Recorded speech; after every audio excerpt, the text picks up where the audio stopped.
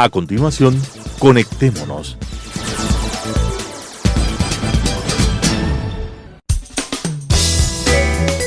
Clasificación A. Apto para todo público.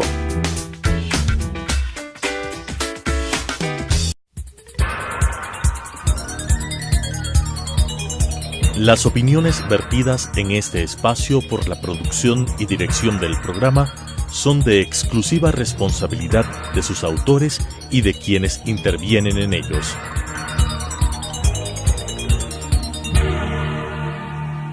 Telesucesos Canal 29 UHF presenta Conectémonos. El presente no es producto del azar. Hay múltiples hilos conductores que nos explican y contextualizan el proceso del desarrollo humano. Sigamos esas pistas y tengamos una mejor comprensión de los cómo y los porqués de nuestras realidades, con la conducción de Alan Cathay. Conectémonos. Conectémonos quiere tratar en este espacio un tema cuyo crecimiento y alcance está revelándose como uno de los esenciales retos para la economía, la política y la estructura moral, ética y legal de la sociedad moderna. Se trata del inquietante fenómeno de la corrupción. Su etimología lo describe: hacer pedazos, destruir. Y su práctica lo ratifica, pues conlleva la ruptura del tejido de valores y principios de una sociedad, sin el cual ésta no es viable a la larga.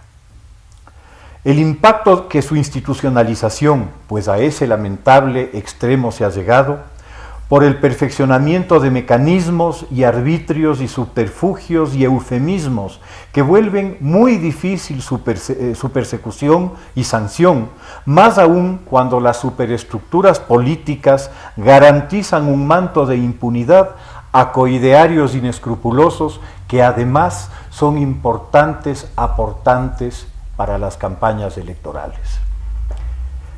El genial compositor argentino Santos Discépolo, en su tango Cambalache, nos pinta el desencanto social que se produce cuando, como dice Discépolo, da lo mismo ser un burro que un gran profesor, y constatar que el que no llora no mama y el que no afana es un gil. Lamentablemente, esta visión en nuestra Latinoamérica tiene una adhesión que me atrevería a decir es nutrida.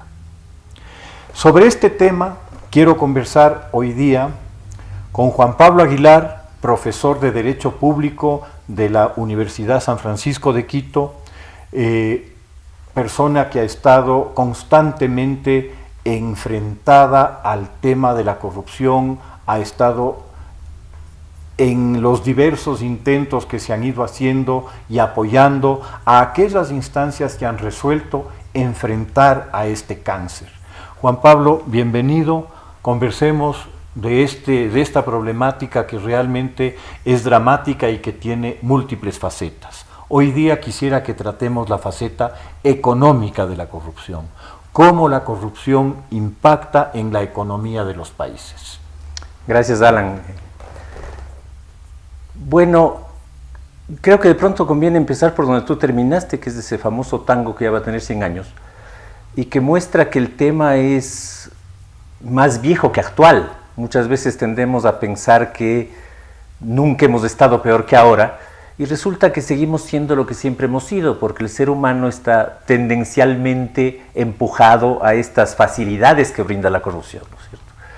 El tema tal vez ahora sea de volumen, de mayor difusión, pero en general la corrupción es un fenómeno que ha estado siempre presente de una u otra manera en nuestra práctica política, en nuestra práctica económica, y pensando en la economía, la corrupción es el gran impulsor del crecimiento de fortunas particulares y personales y el gran freno para la posibilidad de que el país en realidad pueda conseguir metas de progreso, de bienestar, etcétera, etcétera.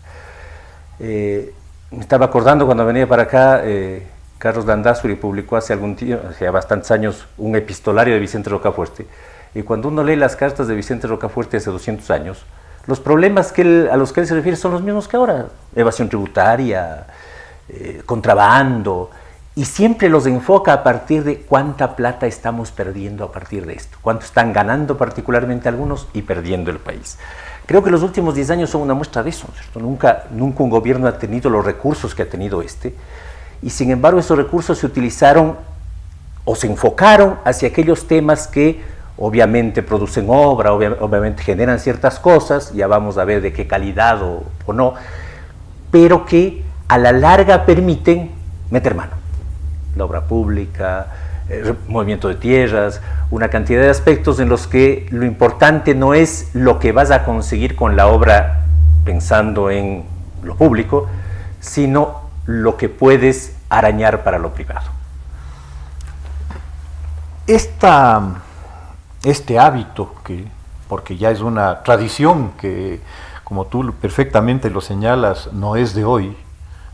Estamos viendo dos ejemplos que tú señalas, el uno y yo el otro, en Rocafuerte y en Dichépolo, que nos narran una problemática similar, y sin embargo el afrontar, el enfrentar a este fenómeno parece que a lo largo de 200 años no ha tenido mayor éxito.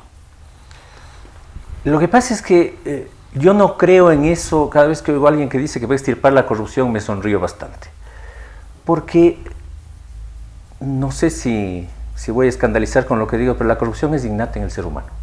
El ser humano tiende a la corrupción porque tiende a la comodidad, tiende a estar mejor. No creo que haya nadie en el mundo que pueda decir que no ha cometido siquiera esos actos cotidianos de corrupción que nos parecen comunes: saltarse la cola del banco, pagar al policía, etcétera, etcétera. Hay una cantidad de formas en las que alimentamos eso. Y muchas veces pensamos que eso es una facilidad que nos damos, alguna viveza, algo que no está mal comparado con Glass y su banda, ¿no es cierto? Pero en realidad ahí está el germen de todas estas cosas.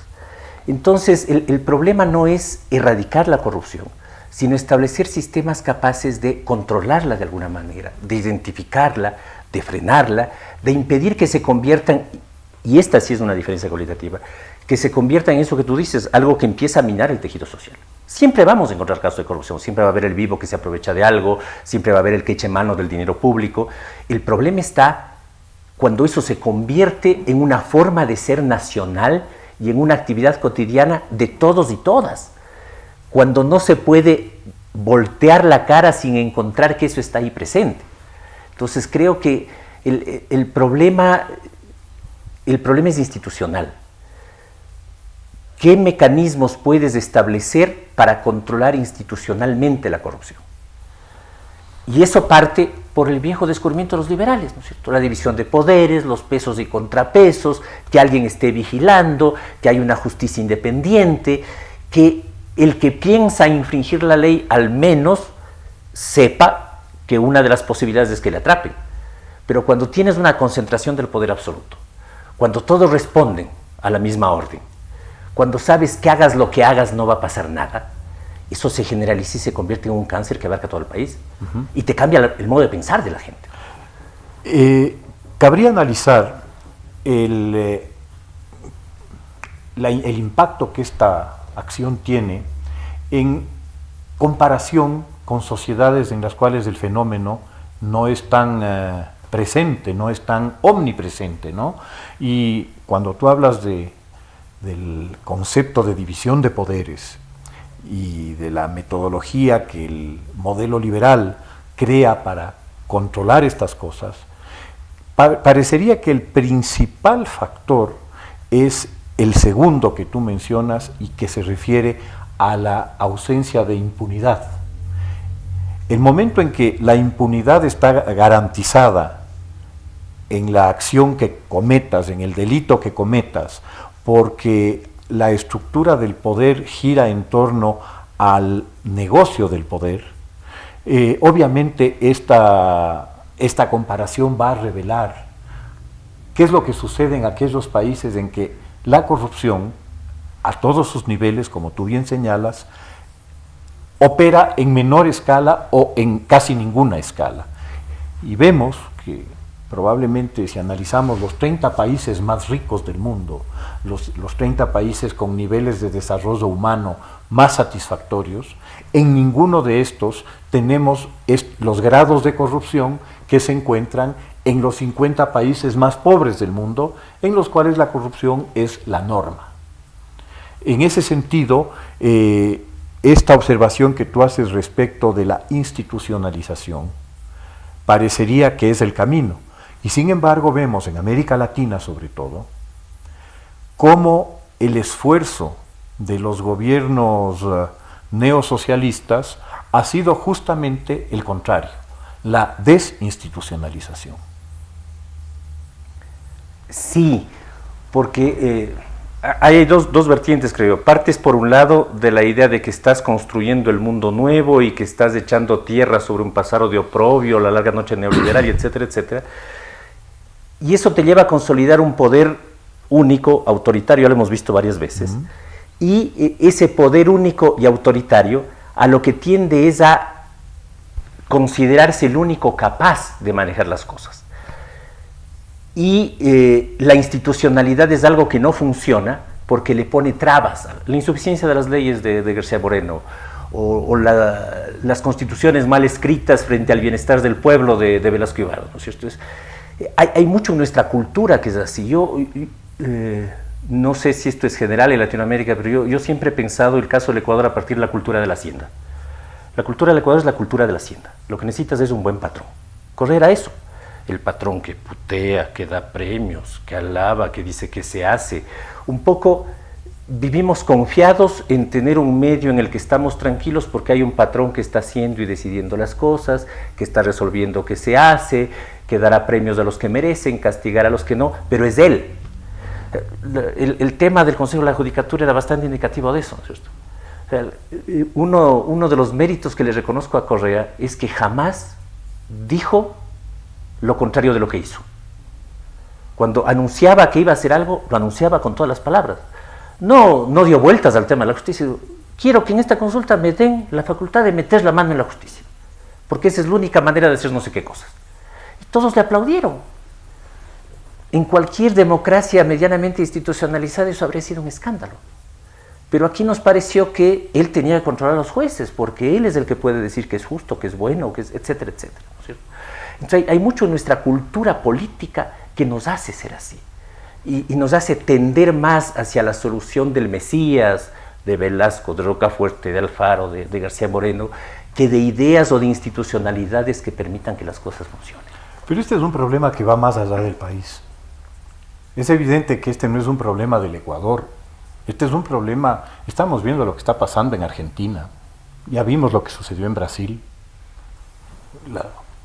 La mención de Venezuela es absolutamente innecesaria por la evidencia terrible que nos está dando la situación de Venezuela. Pero veamos el problema de México. Desde México a la Argentina, el diagnóstico que tú haces parecería ser idéntico. ¿Es algún problema de nuestra formación histórica? ¿Cómo ves tú esta tendencia hacia este fenómeno? Yo no sé, creo que la pobreza está muy de por medio en esto también, ¿no es cierto? Por un lado, formas de ser que nos hacen pensar en la forma fácil de conseguir fortuna. No tenemos una cultura en la que pensemos que los logros son el resultado de un proceso largo, sino que pensamos que es algo que se consigue así medio milagrosamente, ¿no es cierto? Entonces ahí la corrupción es una de esas formas milagrosas de conseguir esto. Pero la pobreza sí creo que tiende mucho a eso, ¿no es cierto? La pobreza, las desigualdades, una serie de condiciones sociales que hacen a la gente mucho más propensa a oír el canto de sirenas del populismo. Entonces, si tienes una cultura en la que piensas que hay un patrón que puede hacer las cosas bien, si eres pobre, si no ves esperanza, si ves las grandes diferencias sociales que existen, y de pronto viene alguien que te promete el cielo, le crees, pues. Y esto no es además un tema, si pensamos en esto último, no es un tema latinoamericano, está pasando en Estados Unidos, ¿no? Ciertas condiciones de pobreza, ciertas condiciones sociales hacen posible a Trump. Ciertas condiciones sociales hicieron posible el nacionalsocialismo o el fascismo italiano. Porque el ser humano tiende a eso. Si me veo desesperado, si las cosas están como están, y viene un tipo que me ofrece que todo va a ser distinto y que el paraíso está en la tierra, pues le hago caso. Y soy capaz de entregarle todo. Nuestras sociedades son más frágiles y por eso es más fácil verlo más comúnmente. Más extendida. Exacto. Es más parte de lo cotidiano que lo otro. Hemos tenido etapas de institucionalidad, pero en nuestro caso son las excepciones. Sí. ¿Por qué? Porque esta situación social hace que las cosas, que la gente tienda más a creer en estos mesías, ¿no? En este sentido, tú estableces una vinculación de causa y efecto entre la corrupción y el populismo. Sin duda, porque el populismo vive de favores, el populismo no vive de derechos. El populismo nos regresa, dicen que la Revolución Ciudadana nos lleva al futuro, en realidad nos puso en la Edad Media de nuevo. Nos regresa a la sociedad del privilegio. Tú piensas en una sociedad democráticamente institucionalizada y lo que la gente pregunta en esos casos es cuáles son mis derechos, qué es lo que puedo pedir, ante quién tengo que acudir. Nosotros no funciona así. Cuando tú tienes que hacer algo, supongamos en el Ministerio de Trabajo, no estás averiguando cuál es el trámite, cuáles son tus derechos o cosas por el estilo. Lo primero que preguntas es, ¿conoces a alguien en el ministerio? Porque esa es la manera de enchufar, ¿no es cierto? Entonces lo que generas es una serie de vínculos y relaciones personales que hacen posible tu acceso a los sectores de poder, tu acceso a la posibilidad de seguir viviendo, tu acceso a medios de vida. Entonces el populismo vive de eso, de entregar favores, de hacer la cosa insegura. Hace poco leía, si no me equivoco, un textito de Pietro Calamandrei, que escribe a propósito del derecho en el fascismo italiano. Es un texto escrito en los años 40. Él dice que una de las características del fascismo es, y esto nos va a sonar conocido, la inflación legislativa. Leyes, reglamentos, leyes. ¿Por qué? Porque generas inseguridad. Unas se contradicen con otras. En realidad, la solución queda en manos del funcionario de turno.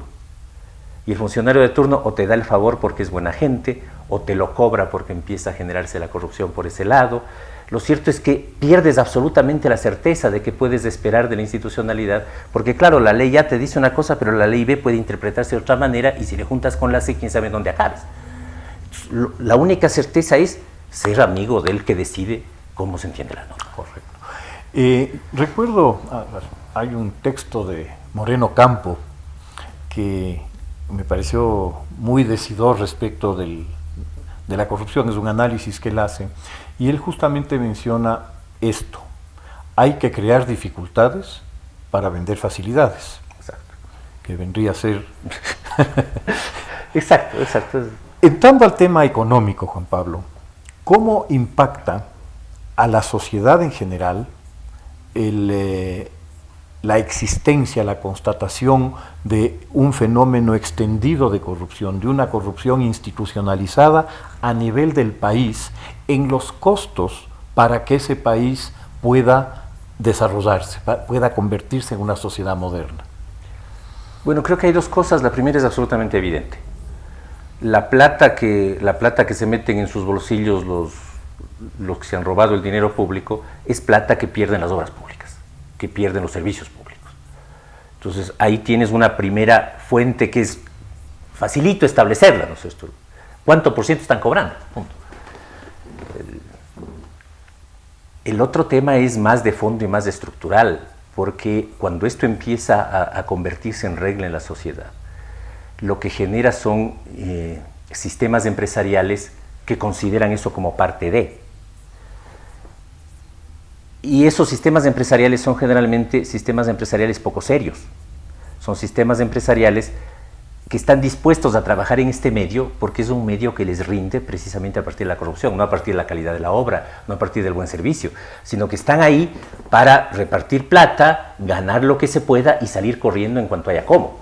Pero tú no tienes empresas serias o empresas importantes que estén dispuestas a meterse en un mundo así. Es lo que está pasando mucho en la contratación pública ecuatoriana, y ya ni siquiera hablo de corrupción, sino de los mecanismos de. Hace poco había un contrato de $3,000, una consultoría simplísima de $3,000, para la cual el consultor tenía que leer un pliego de condiciones de 70 páginas, más toda una tramitología de entregar papeles y todo. Entonces, hay muchas personas serias que dicen, yo no voy a perder el tiempo en esto. Pues. Si creen que yo soy el adecuado, contrátenme. Si no, no me hagan perder 3 días preparando papeleos. Y empiezan a alejarse de esto, ¿no es cierto? ¿Quiénes son los dispuestos a eso? Los que tienen alguna relación con las personas y quieren dar una mano en ciertos temas, o los que están dispuestos porque es la única fuente que tienen para hacer las cosas.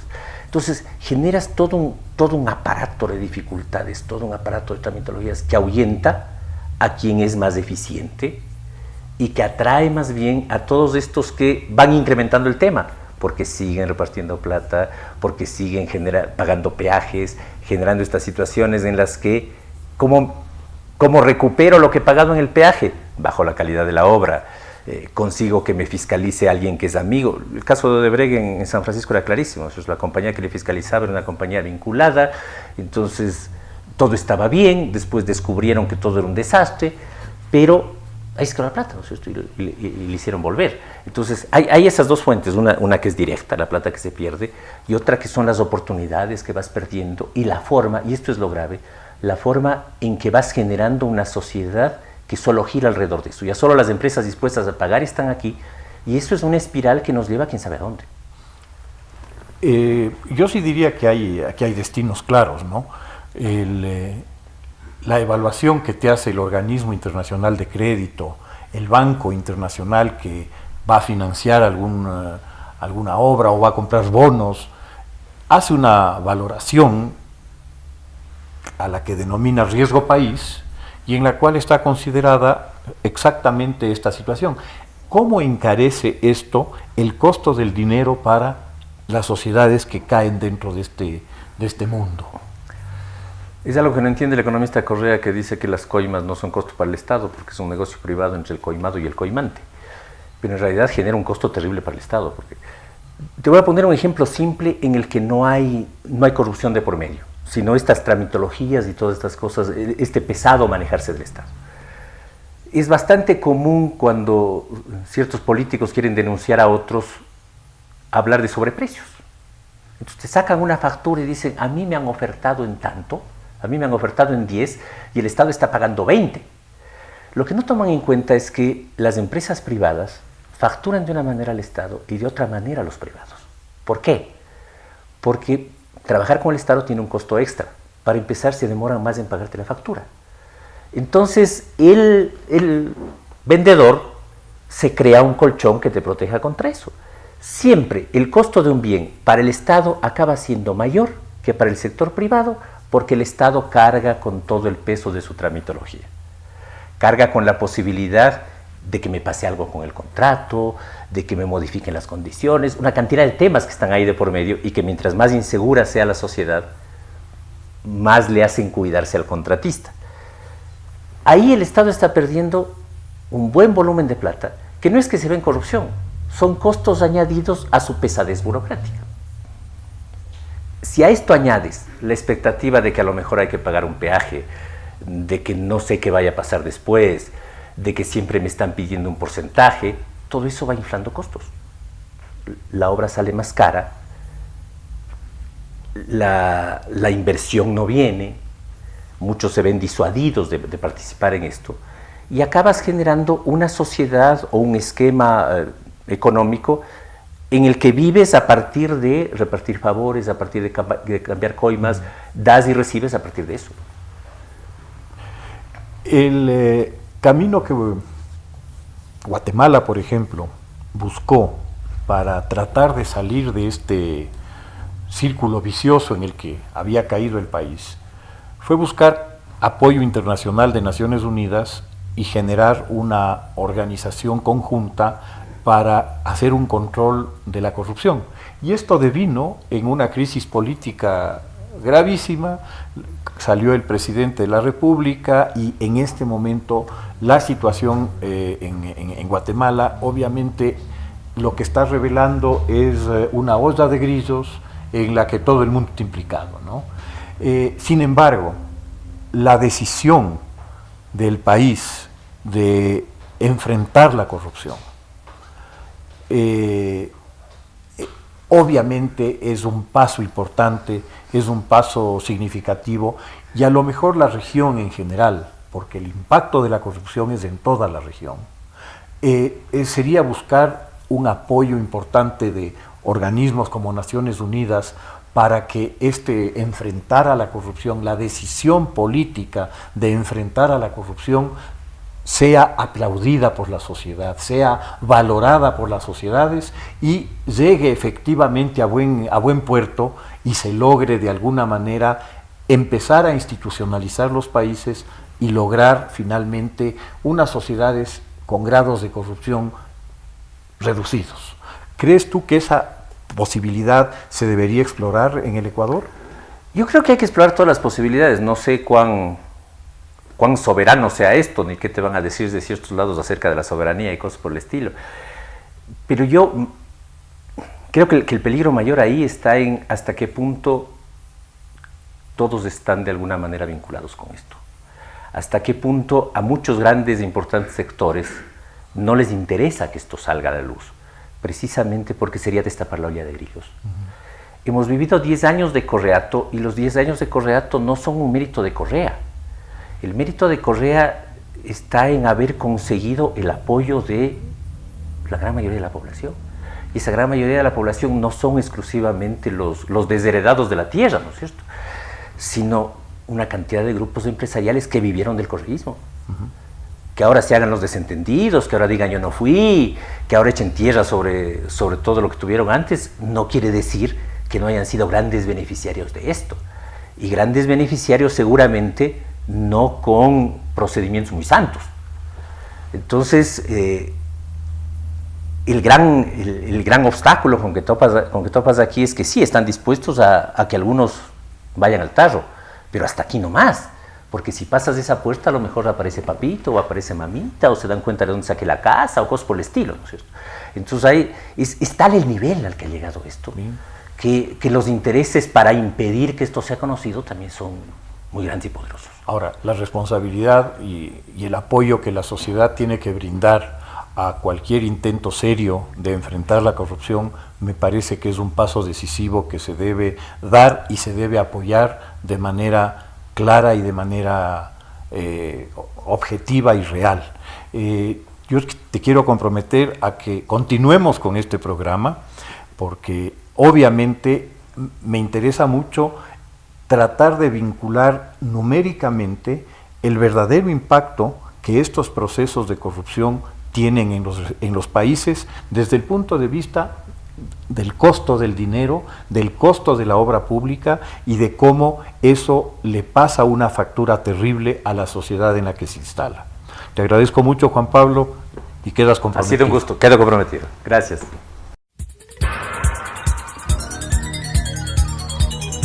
Las opiniones vertidas en este espacio por la producción y dirección del programa son de exclusiva responsabilidad de sus autores y de quienes intervienen en ellos.